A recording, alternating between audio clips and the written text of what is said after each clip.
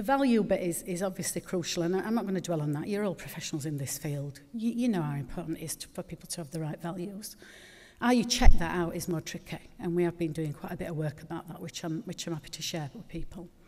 But unless people have them values, and that is the bit that you can't train in, I don't think. I think you can help people to formulate where they're coming from by training, but, you know, good people are good people and need shaping. I don't think that you can train it into a bad person, if you like. We know that part of the recipe is to have a mix of service users. When I'm going into services, the first thing I ask is, who do you serve? What's your statement of purpose? Or is it that you're offering a provision to? And if I get something back pretty vague and woolly, then I'm starting to worry already. And when you've got a mix of people, and again, I've worked, you know, my background's the NHS. I did 20 odd years in NHS. I know how hard it is to manage people with very different needs and different levels of vulnerability. You know, you get a small service, I don't know, 12 beds or whatever, and you've got 4 people who are in because they're floridly psychotic and 3 people that are in that have also got mental health problems, but they're not, you know, they're quite vulnerable in themselves, physically vulnerable, maybe frail. These are the problems you get when you get a mixed group of people. But it also means that the staff don't know who they're serving or what they're meant to be delivering. They don't know what the treatment pathway looks like. They don't know what the outcome should be. They get muddled. Boredom. I think boredom for service users and boredom for staff is again, part of that recipe. The first thing I ask when I go into services is, what's a meaningful day like for this person? What do they like to do? What do they do? You know, I always say to them, what do you do? What are you doing today? You know, it's not hard to find out. What are you doing today? What did you do yesterday? Do you want to tell me about what's on you know, on the cards for tomorrow? These are not difficult questions to ask people. People with learning disabilities are usually generally real keen to tell you what they're doing. Only last week I had a conversation with somebody who's just completed his MVQ. And you know, obviously very proud of that, rightly so. People are usually not backwards at coming forwards and sharing what they're doing. But I think bored staff, again, is a recipe for disaster. Some of that stuff that I think I saw on Panorama were staff also bored, looking for something to do. And unfortunately, that were channeled into tormenting people. Impoverished environments. Again, those of you that are as old as me will remember Wolfenberger's stuff on this, about dehumanisation, about environments that are impoverished, not personalised, that look awful, that smell awful. You know, we see this quite a lot across the piece, older people's services, psychiatry, learning disabilities. The minute I walk in a building, if it smells, I'm anxious. You know, it's all that kind of look, see. As Margaret says, what do you hear? What do you smell? How do you feel? Geographically isolated. The further you are away, the less anybody's going to visit. Footfall's critical. Absolutely critical. One of the things I've been trying to encourage is that increased footfall. One of the first questions I ask is, who visits this service? I don't just want to know who's on the payroll. Who visits this service? You know, again, a very quick measure I have, and you know, it might seem a bit sneaky, maybe it is I look in the visitors book really quickly to see how many times advocacy have signed in recently. It's not hard, you know, these little, just things that we can do to just check things out. What's the footfall like? Now, it might be that advocacy have tried to go and not been able to get in. Whatever's the reasons, it's almost irrelevant for me. They haven't been, which then leads me to ask the next question as to why. What's that about? You know, so that footfall. Similarly, family carers, similarly commissioners, but also neighbours and friends. You know, there's lots of people can increase footfall into a unit, and that makes it more open, and it means there's more eyes looking, and it means that there's more people questioning, and it means there's more people for service users to tell. Low staffing levels are use of banking agency. Again, it's not rocket science.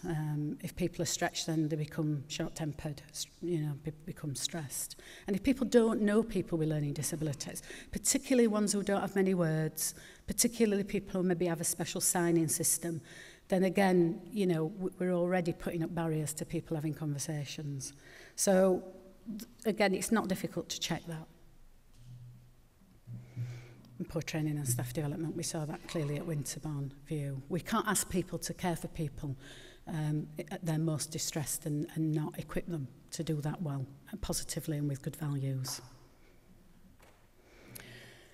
Lack of management supervision is in all the reports. I think the description we're inept at Winterbourne View, but similarly appraisal. People need to be told if they're performing appropriately or not. and held accountable for that. Too often people will say, well, you know, that manager or that charge nurse or whatever, they were not very good. Well, how long were they not very good? Oh, always. They were always not very good. So what did you do about that then? Did you not manage them out? Now, people need to be appraised appropriately. And a closed inward-looking culture. Again, I always ask that question, you know, to staff. Do you get out much? What do you mean? Do you go networking? Do you go to events like this? Do you go to anybody else's service? Do you get out much? You know, because often the inward ones as well have no frame of reference then. So they think that what they're doing is okay. Well, it might have been okay 25 years ago. It's not okay now. You know, self-perpetuating, what I call the mutual backslapping arrangement, you know, where they all say how marvellous they are in their service, but there's nobody else to challenge them because they don't get out much. Can't compare what they're doing with other places. Poor incident reporting systems and low-level governance. You know, I know for many people, governance sounds, you know, it's like anathema and people switch off with me when I kind of get on my high horse about it, but it's absolutely critical. Check-in, and involving people and families in that check-in. And then go back and check some more. Because, you know, the hard data stuff like incidents, restraints, all that kind of thing will set flags running. But the important stuff as well is that going in and talking to people, asking them what's your experience of this place. Weak management and low visibility. I think it was Tom Peters that coined the phrase management by wandering about. I think staff think I do a lot of wandering about, but I think that's a good thing to do. I think wandering about, you learn all sorts of things. So there's something about being very visible and about managers being very visible. If service users can't tell you who's in charge, I'm worried. If families can't tell you who's in charge, I'm worried. And I don't mean that in a kind of hierarchical sense, but they need to know where the buck stops, you know, and who's managing things, and if it goes wrong, who's going to sort it, fix it. Lack of clinical and nursing leadership. Again, you see that quite a bit in the Staffordshire materials to date, but you see it in other reports as well. People need to have appropriate clinical leadership, and they need to know, again, that they'll be challenged through the supervision about the practice and what they're delivering.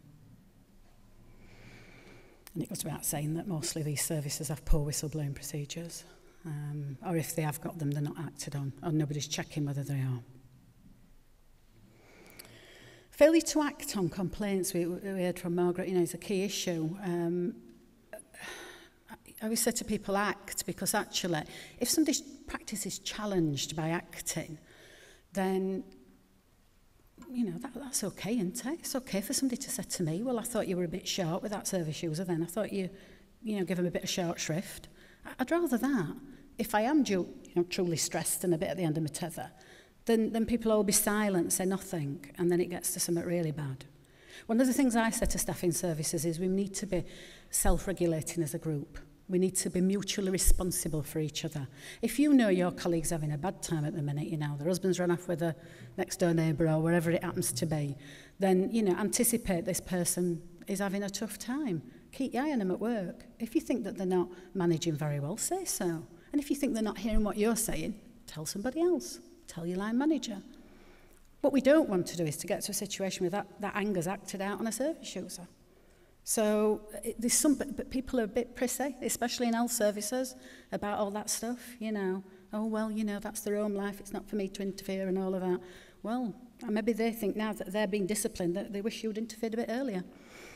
You know, so it's something about being grown up with each other, about our attitudes with people and with families. And poor interagency reporting and liaison. And again, the Climbier inquiry, I think is probably the starkest example of that, where we don't work together across boundaries and different agencies. So, where could we see all this happening? Winterbourne View. For me, I saw all of that there and more, but you could see it very clearly there.